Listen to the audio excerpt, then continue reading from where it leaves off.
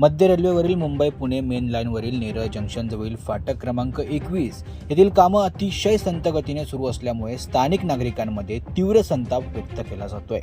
8 एप्रिलपासून हे फाटक अभियांत्रिकी कामासाठी बंद करण्यात आले।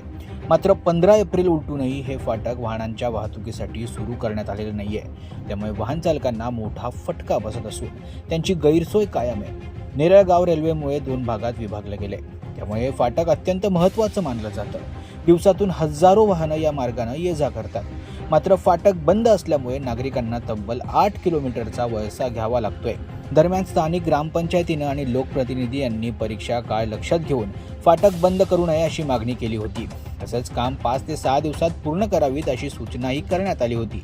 मात्र प्रशासनानं याकडे दुर्लक्ष केल्याचं दिसून येतंय।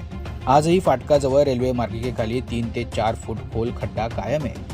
त्यामुळे कामं नेमकी कधी पूर्ण होणार असा सवाल नागरिकांकडून उपस्थित केला जातोय। लहान मुलं, महिला आणि वयोवृद्धांना देखील या खड्ड्यातून जीव धोक्यात घालून पायी मार्ग काढावा लागतोय।